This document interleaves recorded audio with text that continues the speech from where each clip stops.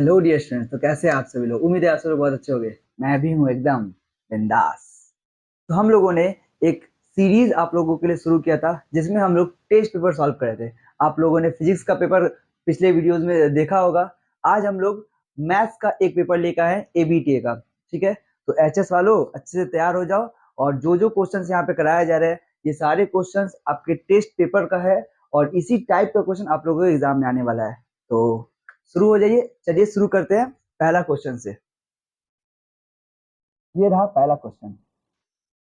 क्या दिया हुआ है? If R belongs to x comma y, x is an integer and mod x less than 3 and y is mod x minus 3, then the range of R is. हम लोग ये relation and function का question है। इसमें हम लोगों से relation are का रेंज पूछा है। तो कैसे पता करेंगे आर का रेंज? वो देखिए, एक्स क्या है वो चेक कीजिए। एक्स का वैल्यू जो जो हो रहा है और एक्स के सारे पॉसिबल वैल्यूज पे वाई का जो जो वैल्यूज हो सकता है वही रेंज होता है हम लोगों का। तो यहाँ पे मॉड एक्स लेस देन 3 का क्या मतलब है? एक्स का वैल्यू जो है वो कहाँ से कहाँ तक बिलोंग करेगा? 3 से लेस बोला है तो -2 हो सकता है, -1 हो सकता है, 0 हो सकता है, 1 हो सकता है, 2 हो सकता है। एक्स के ये सारे पॉसिबल वैल्यूज हैं। लेस देन 3 ये होगा। ठीक है, तो इसके एक्स के ये सारे वैल्यूज पे वाई का वैल्यूज क्या क्या आएगा वो चेक कीजिए। एक्स का एक एक वैल्यू पुट कीजिए, वाई का एक एक वैल्यू आ जाएगा आपका। तो यहाँ पर चेक करते हैं, एक्स का वैल्यू हम -2 पुट करते हैं तो -2 -3 बनेगा -5। मॉड अपना काम करेगा, उसको बनाएगा प्लस का 5। राइट, अब देखते हैं -1 बैठाएंगे तो -1 बैठाने पर ये बनेगा -4। मॉड से बाहर आएगा तो प्लस का 4। 0 बैठाने पर ये बनेगा -3, मॉड से बाहर आएगा तो प्लस का 3। 1 बैठाने पर ये बनेगा माइनस का 2, बाहर आएगा तो प्लस का 2। 2 बैठाएंगे तो -1, मॉड से बाहर आएगा तो प्लस का 1। तो ये है वाई का पॉसिबल वैल्यूज। देखते हैं ऑप्शन कौन सा मैच करता है। Option number C, C for champion. दिखा क्या? मेरे ख्याल से बातें समझ में आ रही होगी। तो ये था क्वेश्चन नंबर 1। अब देखते हैं सेकंड क्वेश्चन क्या पूछ रहा है। क्या है क्वेश्चन नंबर 2? पढ़िए। The function f is defined from real to real by fx equals to sin x for all x belongs to r। Okay, अगर हम लोगों ने फंक्शन sin x को x का वैल्यू और रियल नंबर लग लिया, और रियल नंबर में हमारा फंक्शन डिफाइन नहीं हो पाएगा। ना ही वो फंक्शन 1 1 रहेगा, ना ही वो 1 2 रहेगा। तब फिर ऑल रियल नंबर जैसे ही बोला तो हम समझ गए फंक्शन 1 1 तो नहीं है, ऑन टू नहीं है। तो क्या है भाई? Neither 1 1 nor onto. क्योंकि फंक्शन हम लोगों का 1 1 या फिर ऑन टू हम लोग कहाँ पे निकालते हैं? साइन एक्स वाला -π/2 से +π/2 के बीच में। एक्स का वैल्यू अगर इस रेंज में रहेगा तब जाके हम लोगों का फंक्शन जो है 1 1 होता है। ठीक है, ऑलराइट, 1 1 ऑन टू हो जाता है। अगर हम लोग ऑल रियल नंबर ले लेंगे तो ये फंक्शन ना ही 1 1 रहेगा ना ही ऑन टू रहेगा, फंक्शन ही नहीं रहेगा। तो ये हम लोग बोलेंगे neither 1 1 nor onto. Alright, चलिए देखते हैं question number 3। Let R be the set of real numbers and the mapping of f r to r be defined by fx equals to x square, then f inverse 32। f inverse 32 हमसे पूछ रहा है तो fx अगर हम लोगों का 2x square है तो f inverse 32 कैसे निकालेंगे हम लोग? 2x स्क्वायर को 32 के इक्वल दिखा करके। ठीक है, तो यहाँ पे x का पॉसिबल वैल्यू क्या क्या होगा देखिए, निकालिए जैसा। इसको सॉल्व करने पाएगा 2 उधर इंटू में देगा, डिवाइड में तो जाएगा 16 बनेगा। तो x इक्वल्स टू आया हमारा +-4।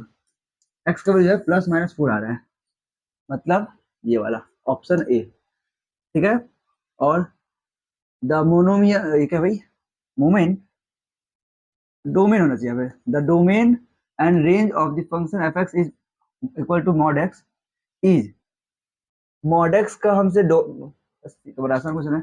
मॉड एक्स का डोमेन रेंज हम लोग को ऐसे याद रहता है। डोमेन क्या है? एक्स का क्या वैल्यू है? हम एक्स का value all real number put कर सकते हैं। डोमेन हम लोगों का तो ऑल रियल नंबर है, यानी कि -∞ से +∞।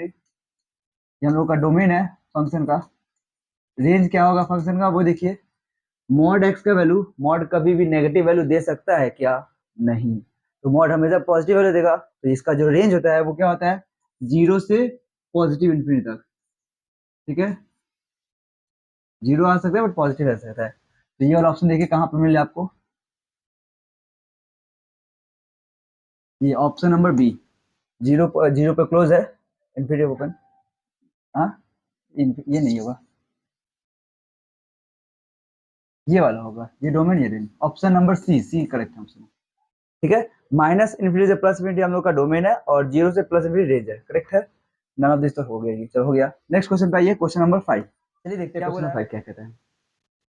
बोला है if x greater than equal to 0 and less than equal to pi by 4 then tan inverse of half tan 2x plus tan inverse cot x plus tan inverse cot cube x is equal to, मतलब हमसे इसका value पूछ रहा है और x का range क्या दिया है 0 से पाई बाई 4, इस रेंज में हमको इसका वैल्यू बताना है। ऑलराइट, चलिए क्वेश्चन नोट करते हैं। पहले क्वेश्चन क्या है हम लोग का, tan inverse of half tan 2x plus tan inverse of cot x plus tan inverse of cot cube x, ये रहा क्वेश्चन। अब देखिए सॉल्यूशन करने के लिए इसको सबसे पहले क्या करना होगा हमको, क्या करें, cot x को z मान कर देखते हैं। cot x को z मान से क्या कुछ काम बनता है, लेट कीजिए cot x equals to z। अच्छा, जब cot x को हम लोगों ने z माना है और x का रेंज हम लोगों को बोला है 0 से पाई बाई 4, यहाँ साफ साफ समझ में आ रहा है जो z का वैल्यू है वो ग्रेटर देन इक्वल टू 1 होना चाहिए, क्योंकि 0 से पाई बाई 4 में cot इन 1 से बड़ा वैल्यू देता है, ठीक है ना। अच्छा, तो यहाँ से फिर x इक्वल्स टू क्या आ गया हम लोगों का, cot इनवर्स z, ठीक है। जब मैंने x equal to cot inverse z लिखा तो x का वैल्यू कहाँ से कहाँ तक होना चाहिए, cot इनवर्स x का वैल्यू जो ये होता है, जो रेंज होता है वो हम लोगों का, नहीं ये तो ठीक ही है, यहाँ पे x का रेंज को देखने की जरूरत नहीं है, x का रेंज तो दे ही रखा है, ठीक है। तो बस सब सॉल्व करते हैं। तो सबसे पहले इस टर्म को एक बार देख लेते हैं, ये टर्म क्या कहता है, ठीक है। ये टर्म क्या है हम लोगों का, tan inverse of half tan 2x, इसको थोड़ा सा देखिए तो क्या होता है। तो यहाँ पे tan इनवर्स का tan इनवर्स कॉपी हुआ 1/2, tan 2x का फॉर्मूला क्या होता है, 2 tan x by 1 minus tan square x, ये होता है 2 से 2 कट गया और क्या, tan इनवर्स, tan x का फॉर्मूला क्या है, tan x हम लोगों ने cot x को z मान रखा है, तो tan x हम लोग का मेरे ख्याल से 1/z हो जाएगा और यहाँ पे 1 माइनस 1/z स्क्वायर हो जाएगा। ऊपर नीचे अगर z स्क्वायर से मल्टीप्लाई कर दिए तो ये टर्म जो बनता है वो ये है tan इनवर्स z स्क्वायर से ऊपर z आया, नीचे z स्क्वायर माइनस 1 आया, ये वाला, ये पूरा क्वांटिटी ये बन के रखा, और कुछ कॉम्प्लिकेटेड टर्म है नहीं। अब तो सबको लेकर के सॉल्व कर देंगे ना। अब देखिए हम लोग पास जो मेन सॉल्यूशन वो क्या है, tan इनवर्स, इस टर्म के बदले हम लोगों ने ये टर्म सिंप्लीफाई कर लिया, लिखो यहाँ पे tan inverse z by z square minus 1, ठीक है। और ये plus tan inverse cot x, tan inverse cot x को हम लोग ने z बोला है तो tan inverse z plus tan inverse cot cube x, तो ये हो जाएगा tan इनवर्स z क्यूब हो गया, ये हो गया। अच्छा, तो ये तो ठीक है। यहाँ पर देखिए tan inverse a plus tan inverse b का फॉर्मूला हम लगा सकते हैं, tan inverse a plus tan inverse b, लेकिन एक गलती आप मत कीजिएगा, वो क्या है, tan inverse a plus tan inverse b का फॉर्मूला हम लोग जानते हैं क्या, थोड़ा सा यहाँ पे फॉर्मूला आपको रिकैप करवा दूं। tan inverse a plus tan inverse b का फॉर्मूला होता है tan inverse a plus b by 1 minus a b, यही फॉर्मूला होता है, सिंपल सा formula tan inverse a plus tan inverse b का, tan inverse a plus b by 1 minus a b. लेकिन एक बात ध्यान रखिएगा, ये तब होता है जब a ग्रेटर देन 0 हो, b ग्रेटर देन 0 हो और ए बी लेस देन 0 हो, सॉरी लेस देन 1 हो, ए बी लेस देन 1 हो, तो उस केस में हम लोगों का tan inverse a plus b by 1 minus a b होता है, ठीक है, याद रहेगा ये बात। अब तो इस केस में क्या ऐसा है क्या, z हमारा ग्रेटर देन 1 क्वांटिटी है, z क्यू और भी 1 से बड़ा होएगा और फिर इन दोनों का प्रोडक्ट ग्रेटर देन जीरो तो हो रहा है, ए और बी मेरा ग्रेटर देन जीरो तो है, बट क्या ए बी क्या लेस देन वन हो पा रहा है? नहीं, यहाँ पे ए बी जो है ग्रेटर देन वन आ रहा है। तो ग्रेटर देन वन आने से हम लोगों का फॉर्मूला में क्या चेंजेस आता है? कुछ चेंजेस नहीं आता, बस एक छोटा सा टर्म यहाँ पे ऐड होता है जिसको बोलते हैं हम लोग पाई। जब tan inverse a plus tan inverse b का फॉर्मूला होता है tan inverse a plus b by one minus a b, बस इसमें एक पाई एक्स्ट्रा ऐड हो जाएगा। इसलिए क्योंकि इसका जो ए बी है, ए बी का प्रोडक्ट ए बी जो है वो हमारा ग्रेटर देन वन है, और A be greater than one होने से हम लोग लिखते हैं प्लस पाई ऐड कर देते हैं, और कुछ नहीं। ठीक है, मेरे ख्याल से बात समझ में आ गई। यही फॉर्मूला छोटा सा, इसी फॉर्मूला पे यहाँ पे बेस है, आप लोगों ने फॉर्मूला देख लिया है। यहाँ देखिए आप सॉल्यूशन इसका, tan inverse z by z square minus one plus tan inverse a plus b by one minus a b, z into z का पावर 4 हो जाएगा, जेड क्यूब प्लस का पाई, क्योंकि यहाँ पे A be greater than one है, तो यहाँ पर थोड़ा सिंप्लीफाई कीजिए तो क्या आएगा जरा देखिएगा। tan inverse z by z square minus one plus यहाँ ए स्क्वायर माइनस बी स्क्वायर जब लगाइएगा ऊपर से जेड कॉमन लीजिएगा, तो ये पूरा पूरी बनेगा, ये पूरा पूरी बन जाएगा tan इनवर्स, ऊपर से जेड बचा, नीचे A square plus B square plus term कर जाएगा तो माइनस में बचेगा, वन माइनस जेड स्क्वायर बचेगा। ठीक है, हाँ ठीक, वन माइनस जेड स्क्वायर बच गया, प्लस का पाई, ये आया। इसमें से अगर हम माइनस कॉमन ले ले तो ये बिल्कुल इसकी तरह दिखने लगेगा, ये वाला टर्म कट जाएगा। ठीक है, इस नीचे से माइनस करते जेड स्क्वायर माइनस वन बन जाएगा, और वो माइनस बाहर आ जाएगा, यहाँ पे ये माइनस वाला टर्म और प्लस वाला टर्म कट जाएगा। फाइनल आंसर हम लोगों का आ जाएगा पाई। उम्मीद है समझ में आ गया होगा, पाई ऑप्शन है करेक्ट। ठीक है, आपको ये सारा चीज थोड़ा सा स्पीड में करना है। ठीक है, इतना टाइम तो मैंने बस आपको समझाने के लिए लगाया है। ठीक है, चलिए देखते हैं इसके बाद नेक्स्ट क्वेश्चन, क्वेश्चन नंबर 6। ये क्या दिया हुआ है? अगेन इनवर्स ट्रिग्नोमेट्री का एक बेहतरीन क्वेश्चन। ये देखिए, 2 cos inverse x equals to sin inverse 2x root under 1 minus x square is true for, ये बोला है ये वाला अगर क्वांटिटी x के किस वैल्यू के लिए ये ट्रू है। तो देखिए इसको सॉल्यूशन को आपने इसको नोट कर लिया होगा, मैं इसको इरेज कर रहा हूँ।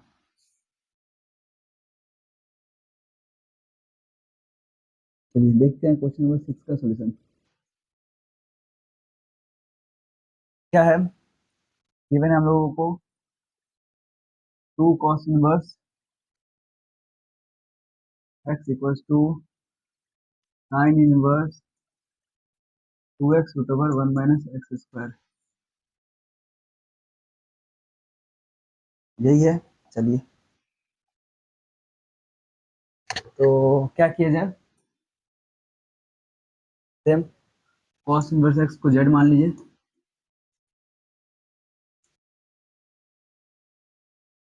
cos इनवर्स x को चलो थीटा मानते हैं। ठीक है, cos inverse x equal to अगर थीटा हो गया, बराबर डेज हो जा रहा है, cos इनवर्स x हम लोगों का थीटा हो गया, तो यहाँ पर जब जैसे मैंने cos इनवर्स x को थीटा बोला है, ये थीटा का वैल्यू कहाँ से कहाँ तक बिलोंग करेगा भाई? थीटा का वैल्यू हम लोगों का 0 से पाई तक बिलोंग करेगा। ठीक है, और x हम लोग -1 से +1 बैठा सकते हैं, x -1 से +1 बैठा सकते हैं। अच्छा और देखिए यहाँ से x इक्वल टू क्या आ गया था बता दीजिए, cos थीटा हो गया x इक्वल टू। ठीक, अब जब x equal to cos theta है तो sin थीटा को निकाल के देखिए तो क्या आ रहा है, sin थीटा आप लोगों का क्या होता है, under root 1 minus cos square theta, तो under root 1 minus cos square theta, cos का वैल्यू x है तो ये x स्क्वायर हो जाएगा, ये sin थीटा का वैल्यू आ गया। थोड़ा सा RHS को एक बार ऑब्जर्व कीजिए गौर से, तो क्या है हम लोगों का RHS, sine inverse 2x, x क्या था cos थीटा, तो 2 cos theta into root over 1 minus x square जो कि sin थीटा है, ये हो गया sin थीटा। क्या फॉर्मूला आपको याद आ रहा है? 2 sin theta cos theta sin theta का फॉर्मूला होता है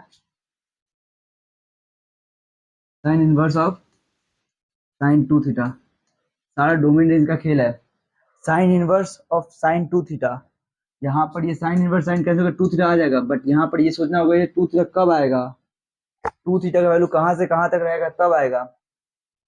साइन इनवर्स में जो एक्स का वैल्यू है वो कहाँ से कहाँ तक हम पुट कर सकते हैं वो सोचिए यहाँ पे। और ये कितना आ गया भैया, कॉस इनवर्स एक्स का वाला है, तो cos inverse x, cos inverse तो हम लोगों का थीटा है, तो एलएचएस हम लोगों का क्या है, एलएचएस हम लोगों का है 2 थीटा। ठीक है, तो ये हो रहा है सीन कुछ इस तरीके से, 2 theta equals to sine inverse of sine 2 theta.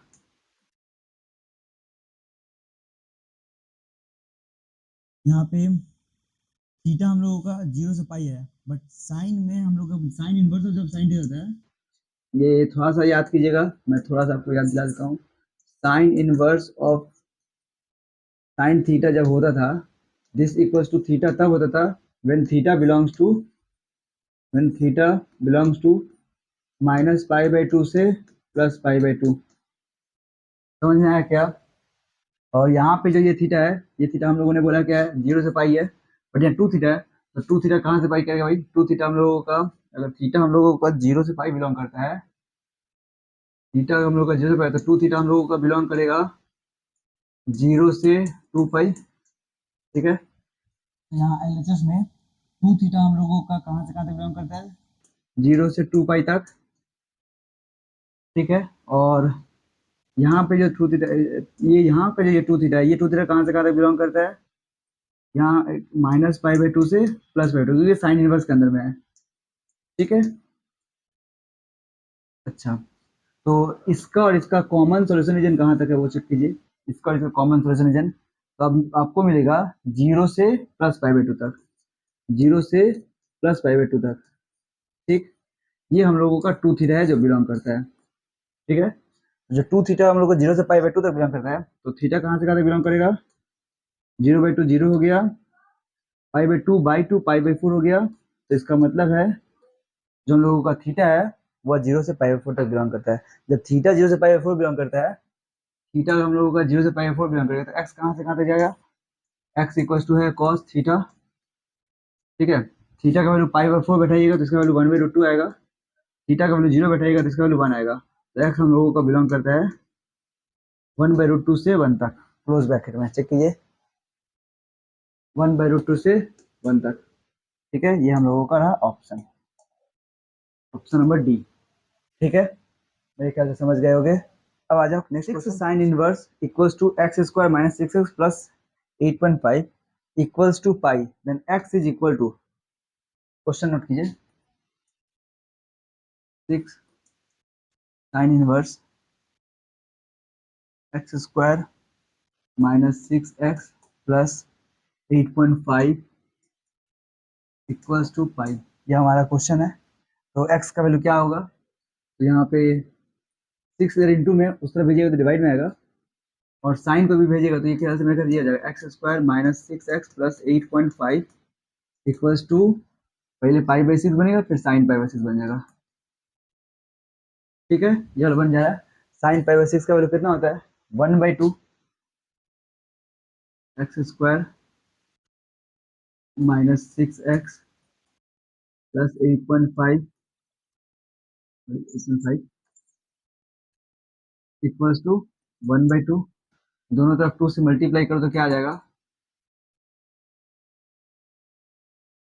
ये हो जाएगा 2x square minus 12x plus 17 into 8.5 into 2 equals to 1, plus 1 हो जाएगा तो क्या माइनस 1 हो गया, तो ये 16 हो जाएगा, 2 कॉमन लो तो ये बन जाएगा x square minus 6x plus 8 equals to 0। ठीक है, 1 को इधर थोड़ा सा कैलकुलेशन है और कुछ नहीं, तो इसको सॉल्व करने पे क्या आएगा, दो टू ब्रैकेट हम लोगों को मिलेगा, 4 2 8 होता है क्या, 4 और 2 को प्लस में 6 रहता है, तो मेरे ख्याल से x माइनस 4 और x माइनस 2 इसका ब्रैकेट बन जाएगा सॉल्व करने पर।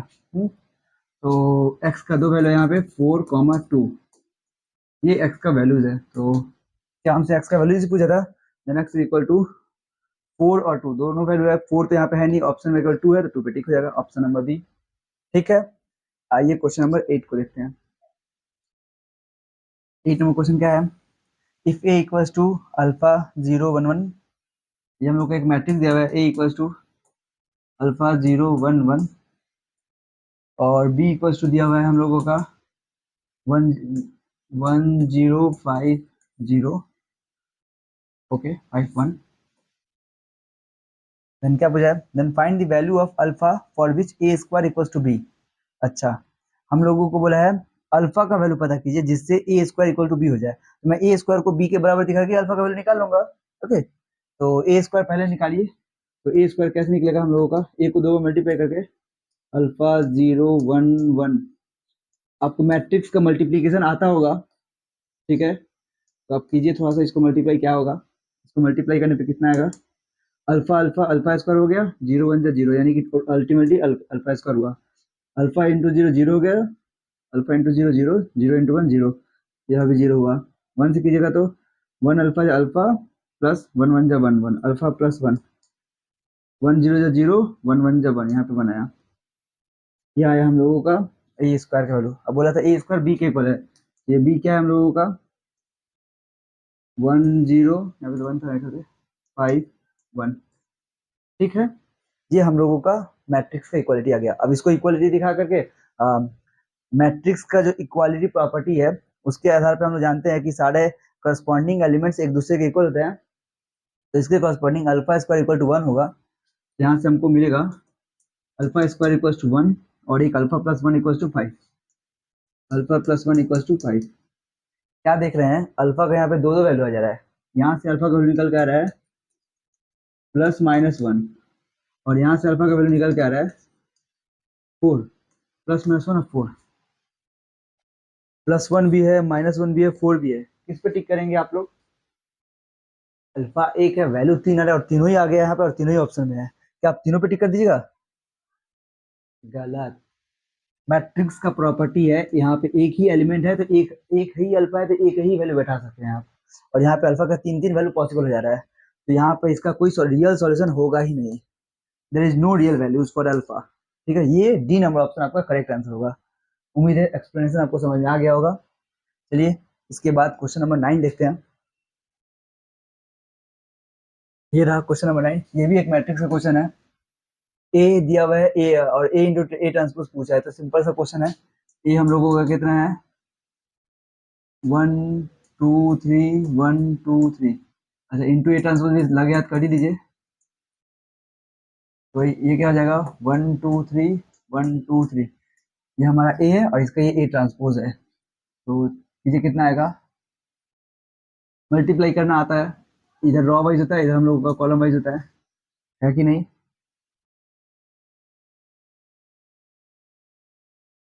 चलिए शुरू हो जाइए। 1 1 जा 1 प्लस, आगे बढ़ेंगे इधर 1 1 जा 1, यहाँ पे बनाया, फिर इधर से 1 2 जा 2, फिर आगे बढ़ेंगे 1 2 जा 2, फिर जाएगा 1 3 जा 3, फिर 1 3 जा 3। ये बनाया 2 + 4 + 6, 2 4 6, दो ठो में आ रहा है, इसमें नहीं आ रहा है, तो ये दोनों में से कोई एक होगा। आगे देखते हैं 2 1 जा 2, फिर 2 1 जा 2, फिर 2 2 जा 4, फिर 2 2 जा 4, फिर 2 3 जा 6, फिर 2 3 जा 6। ये हुआ 4 + 8 + 12, 4 8 12, 4 8 12, बी नंबर ऑप्शन करेक्ट हो गया। ठीक है, आपको पूरा करने की जरूरत भी नहीं है, दो ठो से मिला लिए, समझ आ गया क्या, और सकते ही नहीं है। चाहो तो आप कर सकते हो, मर्जी आपका। क्वेश्चन नंबर 10 देखते हैं। ये था हम लोगों का 9 नंबर क्वेश्चन, ठीक है।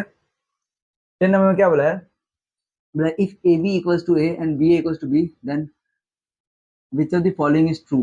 कौन सा इसमें से सही होगा, तो जरा सा देखिए हमको क्या दिया हुआ है, a b equals to a given है और b A equals to b given है, ठीक है।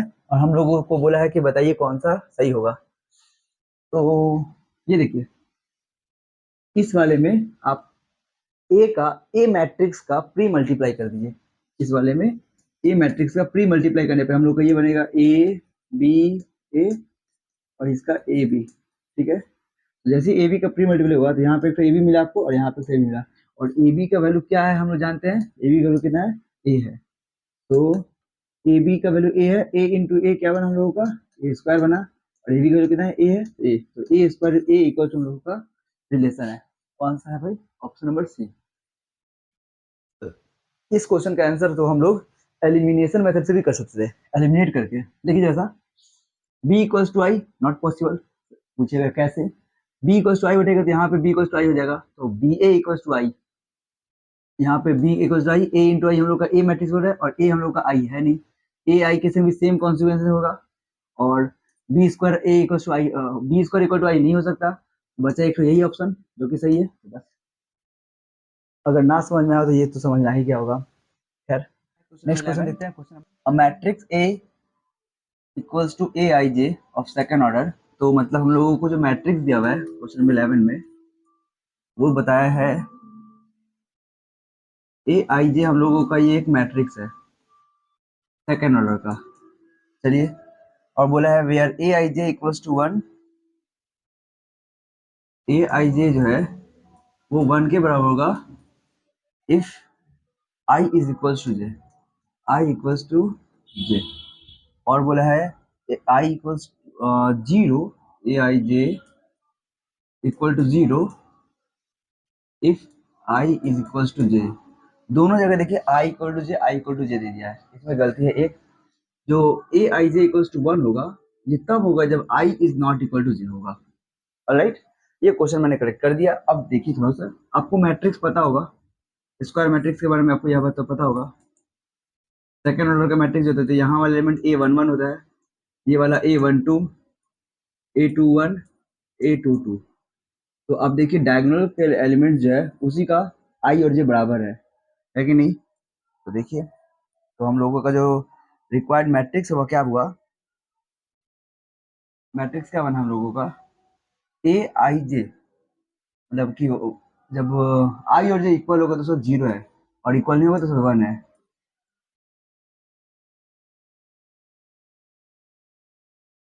ये हम लोगों का मैट्रिक्स है। आई और जे जब बराबर नहीं है उस वक्त 1, आई और जे जब बराबर है उस वक्त 0। चलिए हो गया। अच्छा हमको क्या बोला है, A square is equal to, A square निकाल लीजिए, ए स्क्वायर इक्वल टू निकालिए 0110 इंटू 0110, मल्टीप्लाई कीजिएगा क्या आएगा, 0 0 जा 0, 1 1 जा 1, 0 प्लस 1 यहाँ पे है 1। ठीक है, आगे 0 1 जा 0, 1 0 जा 0, फाइनल आंसर 0, 1 0 जा 0, 0 1 जा 0, 0 1 1 जा 1, 0 0 0 जा 0, प्लस 1 करेंगे तो 1 ही आएगा। ये हम लोगों का फाइनल मैट्रिक्स आया एक आइडेंटिटी मैट्रिक्स। तो ए स्क्वायर जो है वो किसके बराबर है, आइडेंटिटी मैट्रिक्स के बराबर है, वो भी सेकंड ऑर्डर का। तो आई टू, तो ए स्क्वायर का जो वैल्यू होगा वो किसके बराबर होगा, आई। ये रहा हम लोगों का आंसर। चलिए देखते हैं नेक्स्ट क्वेश्चन, क्वेश्चन नंबर 12। ये क्या है,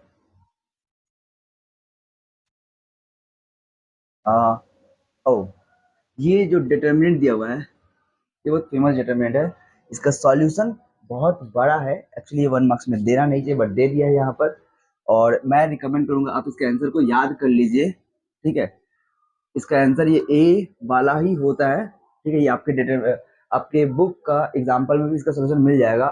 फिर भी इसमें अगर मैं बताऊं इसका सोल्यूशन तो बहुत लेंदी चला जाएगा वीडियो, तो आप इसका आंसर मैं बोलूंगा इसको याद कीजिए, एज इट इज आ जाता है इसी तरीके से।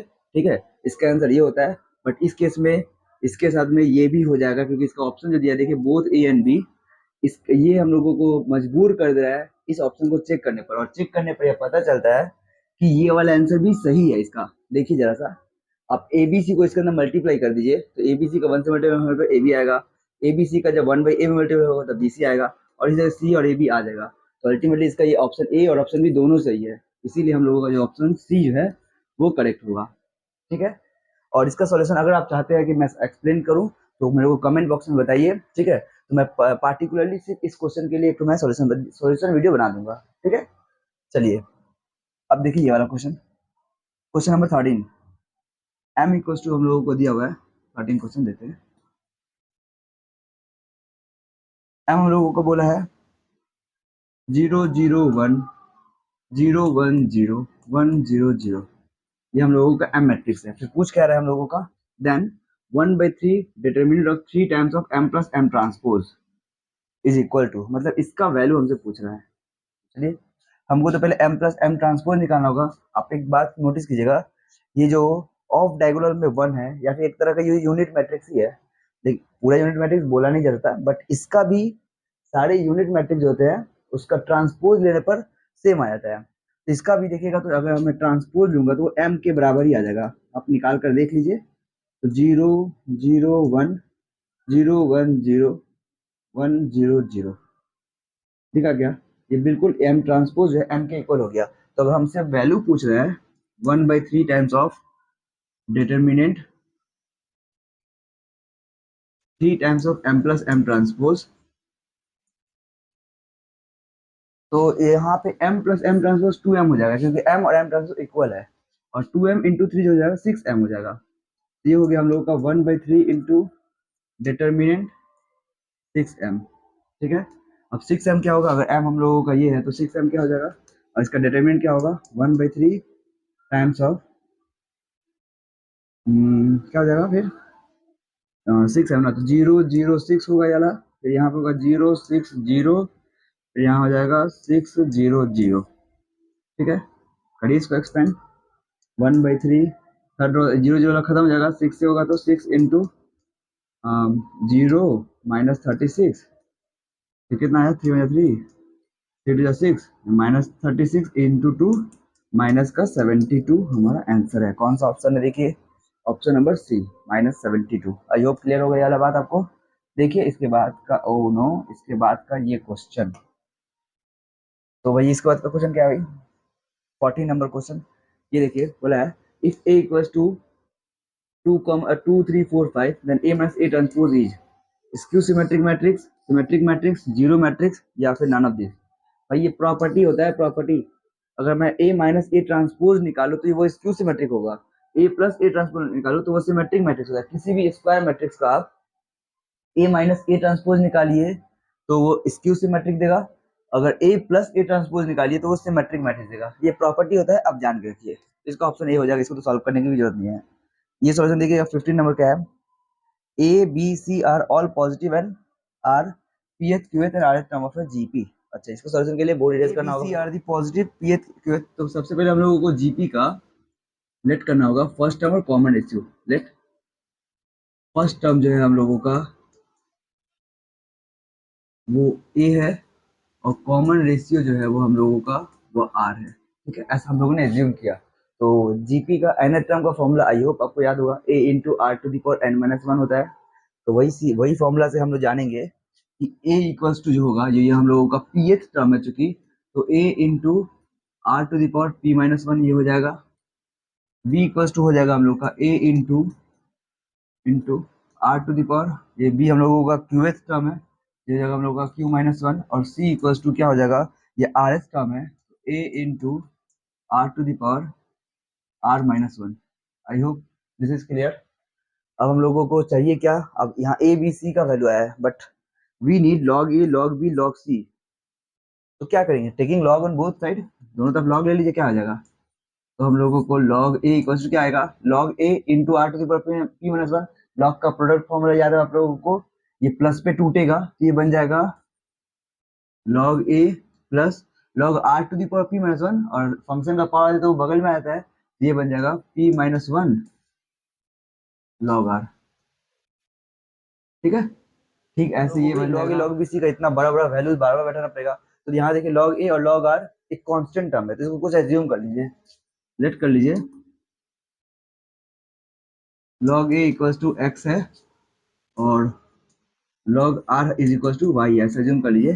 तो अब आज हम लोगों को जिस डिटरमिनेंट का वैल्यू निकालना है वो हम लोगों का क्या दिया हुआ है, log A log B log सी, यानी कि ये सारा वैल्यू, ये हमारा डिटरमिनेंट है, इसका वैल्यू हम लोगों से पूछ रहा है। तो यहाँ पे p-1 q-1 r-1 को देखते हुए मेरा मन कह रहा है कि मैं कॉलम 2 और कॉलम 3 को माइनस करके एक नया कॉलम 2 बनाऊं। ठीक है, तो और ये क्या बन जाएगा p-1, ये बन जाएगा q-1, ये बन जाएगा r-1, और ये हमारा 1 1 1। ठीक है, अब गौर कीजिएगा, ये हम लोगों का जो टर्म बन चुका है कॉलम 2, मैं क्या कर रहा हूँ, कॉलम 1 से मैं माइनस करूंगा किस टर्म को, वो थोड़ा नोटिस कीजिएगा। कॉलम 1 से मैं किसको माइनस करना चाहता हूँ, मैं एक नया कॉलम 1 बना रहा हूँ जिसको C1 डैश का नाम दे रहा हूँ। अब वह मेरा बन रहा है कैसे, कॉलम 1 माइनस, कॉलम 1 से अगर मैं माइनस कर दूं कॉलम टू का y टाइम्स प्लस कॉलम 3 का x टाइम्स से।